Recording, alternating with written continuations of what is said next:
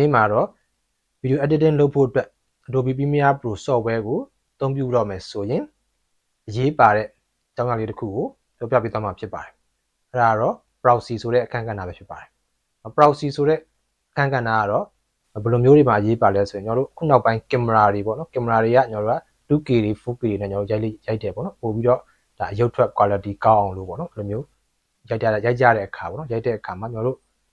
့ဒီကွန်ပျူတာတွေကတချို့ကွန်ပျူတာတွေကကျွန်တော်နှိမ့်တဲ့ performance နှိမ့်တဲ့ကွန်ပျူတာတွေဆိုရင်ဒီခုနလို 2K လောက်ဆိုရင်တော့တော်တော်လေးကိုပြီးမြတ်မှာလေးနေတာထစ်နေတာမျိုးတွေကြုံတွေ့ရပါလိမ့်မယ် 4K လို့ပါလို့ဆိုရင်တော့တော်တော်လေးကို real time ကြည့်လို့ရပါဘူးเนาะဥပမာလုပ်တဲ့နေရာမှာကျွန်တော်တို့ space နှိပ်ပြီးတော့ play တဲ့အခါပဲဖြစ်เนาะဒီမျိုးကြည့်တဲ့အခါမှာထင်ငေါ့တွေဖြစ်နေတတ်တယ်အဲ့လိုမျိုးမဖြစ်ရအောင်လို့ကျွန်တော်ဘာလုပ်ရမလဲဆိုတော့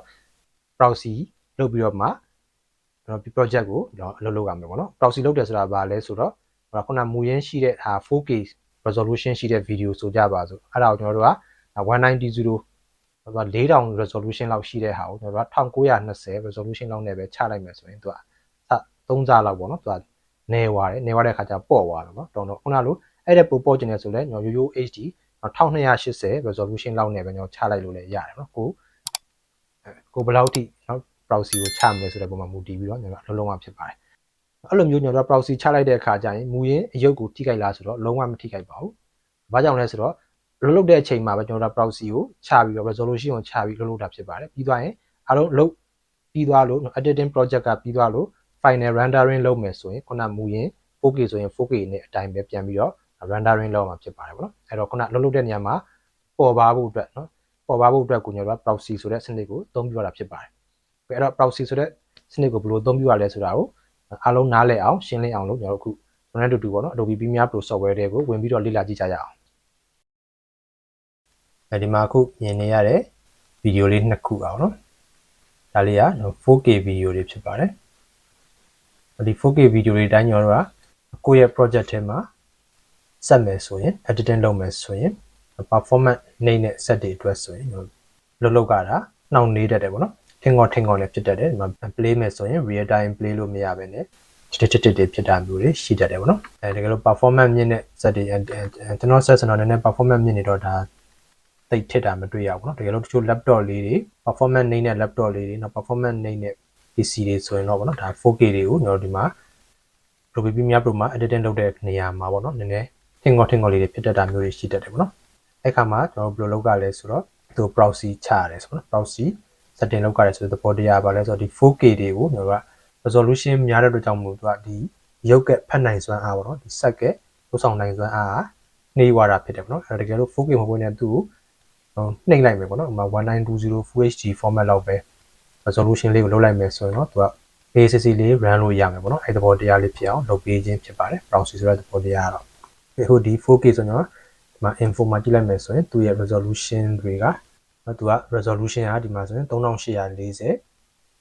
အမြောက်2160 25 frame per second ဆိုပြီးတော့ပြထားတာကိုတွေ့ရမယ်เนาะသဘောတရားကတော့ 4K ဆိုတာတော့4000ပေါ့နော်4000ဝန်းကျင်နာရှိတဲ့resolution ရှိတဲ့ video တွေကိုကျွန်တော်ခေါ်ခြင်းဖြစ်တယ်ပေါ့နော်ဒီမှာဆိုတော့3840ဆိုတာ 4K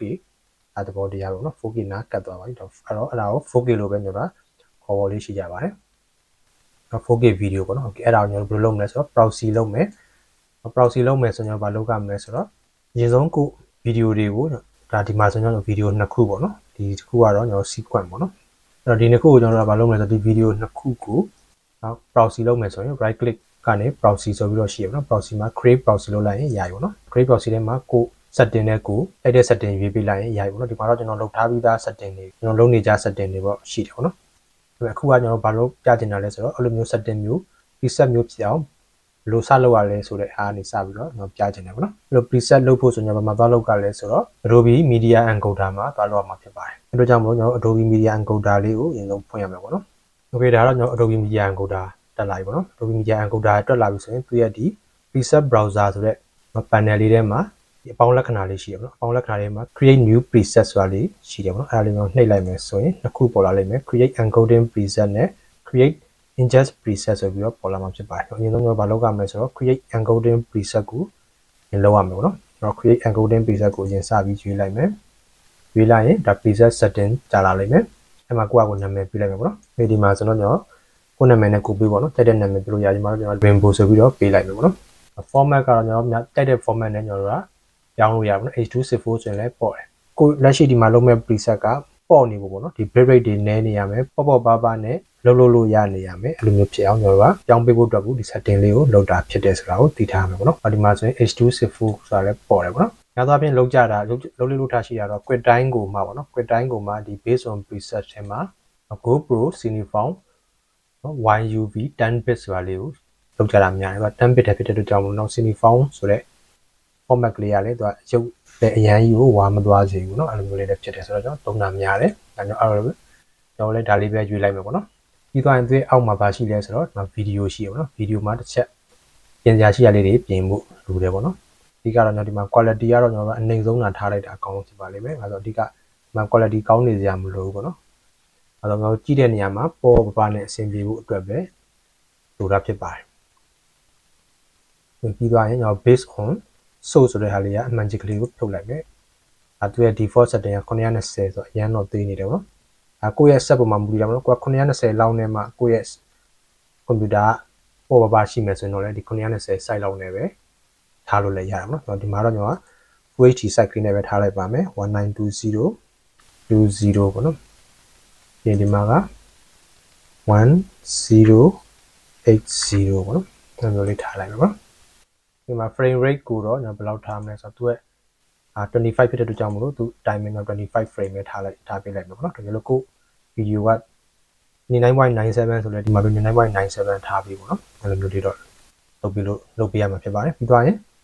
ဟိုအောက်မှာဆက်ကြည့်မယ်ကျွန်တော်အောက်ကအဲ့ဒါမှပြင်စရာမလိုပါဘူးလောက်ကျွန်တော်ညောရိုက်ပေါ့နော်ဒါဆိုရင်ဒါ preset setting တခုကြာသွားပြီဒါပေမဲ့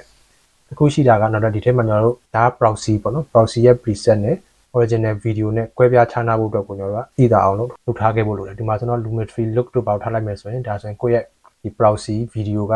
color တစ်မျိုးဖြစ်မယ် original color တစ်မျိုးဖြစ်မယ်เนาะဒီမျိုးလို့တော့ကွဲပြားအောင်လုပ်လို့လည်းရတယ်เนาะအဲ့လိုကွဲပြားမဲ့အစားဗာလေးပဲထည့်မယ်ဆိုတော့ image overlay ပဲထည့်တာပို့ပြီးတော့အဆင်ပြေလိမ့်မယ်လို့ကျွန်တော်တို့ထင်ပါတယ်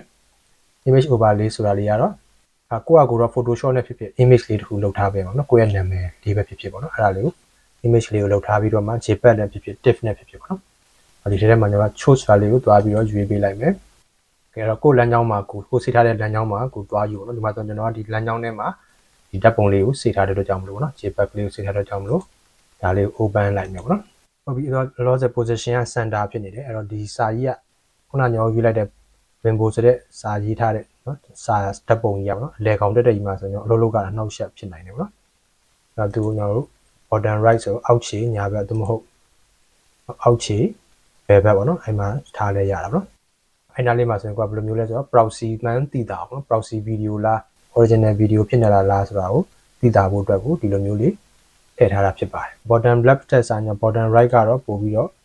looking ရှိပါเนาะ bottom left ဆိုရင်ခုနဘယ်လိုlower third တို့ဘာလို့တကယ်လို့ကို project ထဲမှာလောက်ရမယ်ဆိုရင်သွားရှုပ်နေမှာဆိုလို့ပေါ့เนาะ okay အဲ့တော့ပြီးသွားရင်သူရဲ့ size ကိုကျွန်တော်တစ်ဝက်လောက်သေးလိုက်မယ်ပေါ့เนาะ50ပြီးသွားရင် opacity ကိုလည်းကျွန်တော်50လောက်ပဲထားလိုက်မယ်ပေါ့เนาะ okay အဲကျွန်တော်ရပြီပေါ့เนาะပြီးတော့နာမည်လေးပေးပြီးသွားပြီဒါပြင်ပြီးသွားပြီဆိုရင် okay နှိပ်လိုက်ရင်ရပြီပေါ့เนาะအဲဆိုဒီထဲမှာကျွန်တော် rainbow ဆိုတဲ့ဒီ preset လေးရောက်သွားပြီဖြစ်ပါတယ်ပြီးတော့နောက်ထပ်ဘာလုပ်ရမလဲဆိုတော့ inject preset ကလေးကိုထပ်ပြီးလုပ်ရမယ် create inject preset ဆိုတာလေးကိုကျွန်တော်ရွေးပေးရမယ်ပေါ့နော်အဲ့မှာ inject အတွက်ကလည်းတက်နာမည်ပေးရမယ် inject ကဘာလို့ဖို့အတွက်လုပ်ရလဲဆိုတော့ကျွန်တော် Adobe Premiere နေမှာကျွန်တော်အဲ့ဒီ inject preset ကိုကျွန်တော်ခုနပထမဆုံးလုပ်ပြခဲ့ပူပါတယ်အဲ့ရနေ inject preset ကိုလှမ်းပြီးတော့သူရွေးပေးဖို့အတွက်ပေါ့နော် inject preset ကရေးပါတယ်ပေါ့နော် inject preset မှာကျွန်တော်ခုနလိုပဲ WIM rainbow ing ဆိုပြီးတော့အတူကောက်လေးပဲကြည့်လိုက်ပါတော့ဒါ inject man တည်တာအောင်နော်ခုနဟာကကျတော့ဗာလဲဆို encoding preset ပေါ့နော်ဒါကတော့ inject preset နော် preset နှစ်ခုလိုတယ်ပေါ့နော်တစ်ခုနဲ့တစ်ခုကမတူပါဘူး encoding preset ကကျတော့ဘာအတွက်လဲဆိုတော့ encoding preset ဆိုတာကကိုယ့်ရဲ့ movie တွေကိုဘယ်လို resolution ဘယ်လိုမျိုး frame rate တွေနဲ့ encode လုပ်မှာလဲဆိုတာကို setting ပြင်ပေးရတာဖြစ်ပါတယ် inject ကကျတော့ဘာအတွက်လဲဆိုတော့ခုနပြင်ထားတဲ့ setting ပြင်ထားတဲ့ encoding လုပ်ထားတဲ့ preset ကိုမှAdobe Premiere Pro နဲ့လှမ်းပြီးချိတ်ဆက်ဖို့အတွက်ပေါ့နော်ဒီ inject လေးကိုခံပေးရတာဖြစ်ပါတယ်။ဒါဆိုရင်ခုနာမည်ပေးပြီးသွားပြီဆိုပါတော့နော်ပြီးသွားညောဒီမှာဘာလို့မှဆို copy to file လုပ်မလား transcode file destination လာကိုယ့်အကူတက်တာရွေးလို့ရပါဘူးနှစ်ခုလုံးရေးထားလဲရတယ်။ဒါတော့ကျွန်တော်ကတော့ transcode file to destination နဲ့ပဲကျွန်တော်တို့ရွေးတယ်။ဒါဆိုအဓိကကျွန်တော်တို့ခုန original video ကို transcoding လုပ်တဲ့လမ်းကြောင်းပေါ့နော်။အဲဒီလမ်းကြောင်းကဘယ်မှာထားမလဲဆိုတော့ဒါကိုရွေးပြရတာဖြစ်ပါတယ်။ destination ဆိုတော့သူရဲ့ဘယ်နေရာမှာကျွန်တော်တို့က transcode လုပ်မှာလဲခုန original file ကိုခုန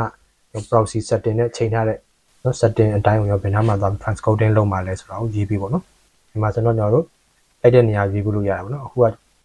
browse of location ဆိုရင်ကိုယ့်အကူဒီထဲမှာ folder တွေပါတယ်တစ်ခုစောက်ပြီးတော့ select folder လုပ်ပြလို့ရပါဘူးနော်။ဒီမှာတော့ကျွန်တော်ခုနလမ်းကြောင်းတိုင်းပဲနော် save ပေးထားလိုက်မယ်။ဒီအောက်က YouTube channel ဆိုတဲ့ folder အောက်ကနော် proxy ဒါကကျွန်တော်နာမည်ပေးထားတဲ့ဟာပေါ့နော်။လုပ်တဲ့သူတွေကလည်းကိုယ့်နာမည်ကိုယ့်ရဲ့လမ်းကြောင်းနဲ့ကိုရှိလိမ့်မယ်ပေါ့နော်။ဒါကတော့ဒါနဲ့တယောက်တူမှာမဟုတ်ပါဘူး။ format တွေပါတွေကတော့ကျွန်တော်ဘာမှလုပ်စရာတော့မလိုဘူးပေါ့နော်။အဓိကကျွန်တော်ဘာလုပ်ပေးရမလဲဆိုတော့ preset ဆိုတဲ့နေရာမှာဒါလေးကိုဖွင့်ပြီးတော့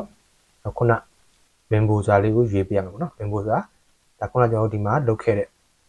encoding preset လုပ်ခဲ့တဲ့ rainbow ဆိုတာဒီမှာဒီနားလေးမှာရှိနေတယ်မှာတကယ်လို့ခုနကကျွန်တော် rainbow မဟုတ်ဘဲနဲ့တခြားနာမည်ပေးခဲ့မယ်ဆိုတော့ဒီနားမှာတခြားနာမည်အနေနဲ့ပြနေလိမ့်မယ်ပေါ့နော်အဲလိုမျိုးရွေးပေးရုံပဲပေါ့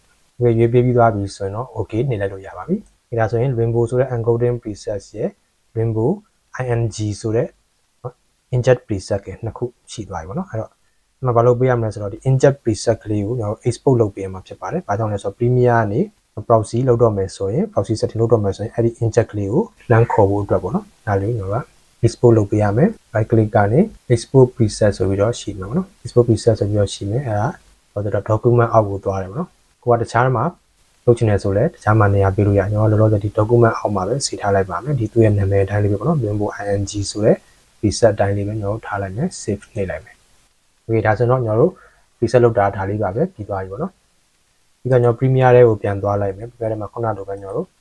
right click ကနေ proxy ကနေမှာ create proxy ဆိုပြီးတော့ရွေးလိုက်မယ်ပြီးသွားရင်ဒီမှာကျွန်တော်ဘာလုပ်ပြရမလဲဆိုတော့ခုန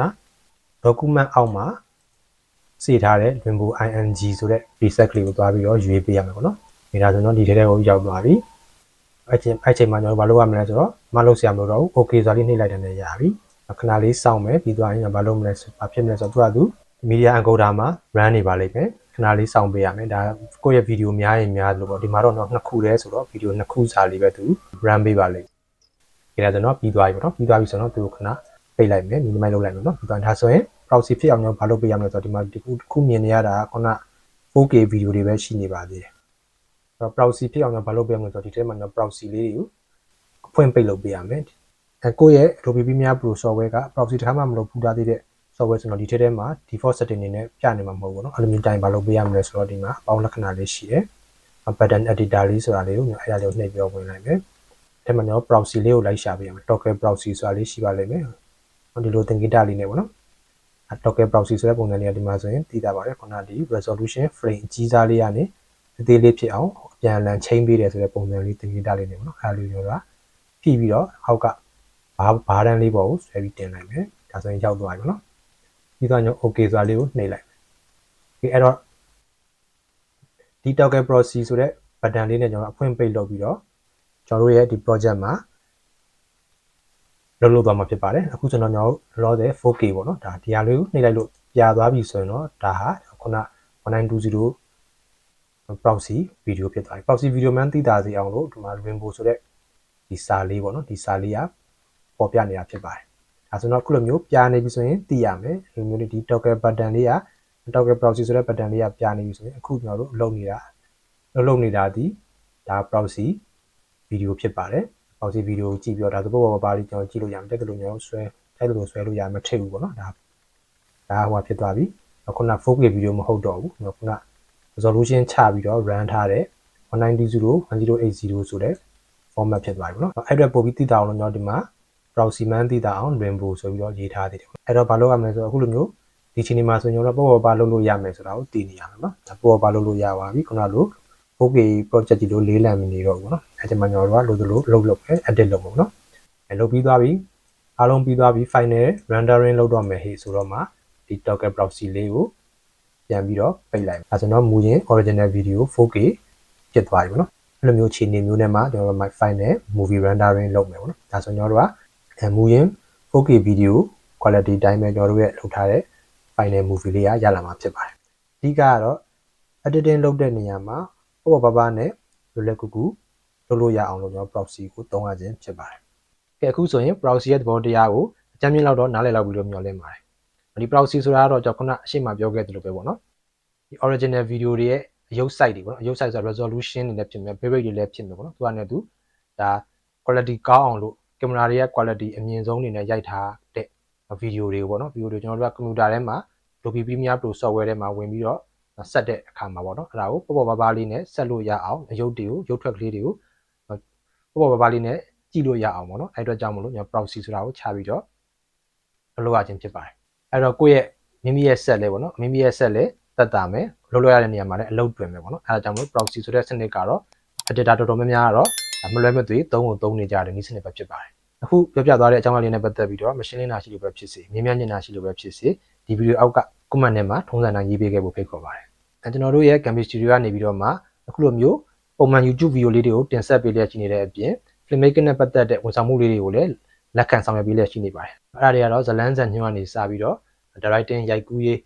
video editing visual effect motion graphic color correction စတဲ့ပေါ့နော်ဒီ filmmaking လုပ်ငန်းအစအနေအဆုံးထိကိုတာဝန်ယူပြီးတော့ဆောင်ရွက်ပေးလျက်ရှိနေပါတယ်အဲ့တော့ music video လေးတွေမှတ်တမ်း video လေးတွေကိုဖန်တီးခြင်းလို့ပဲဖြစ်ဖြစ်စီးပွားရေးကြော်ညာလေးတွေကိုရိုက်ကူးနေလို့ပဲဖြစ်ဖြစ်တခြားသောဇလန်းတူလေးတွေကိုဖန်တီးခြင်းလို့ပဲဖြစ်ဖြစ်ပေါ့နော်တကယ်လို့အလုပ်အပ်ချင်တယ်ဆိုရင်အောက်မှာရေးထားတဲ့ဖုန်းနံပါတ်တိုင်းကျွန်တော်ထန်ဆက်သွယ်ပြီးတော့လုပ်အပ်နိုင်ပါတယ်ဗျာโอเคအဲ့ဆိုတော့ဒီနေ့ဗီဒီယိုဒီလောက်နဲ့ပဲဆုံးသက်လိုက်ပါမယ်နောက်လာမယ့်ဗီဒီယိုကြမှာထပ်မံပြီးတော့ဆုံတွေ့ကြမယ်နော်โอเค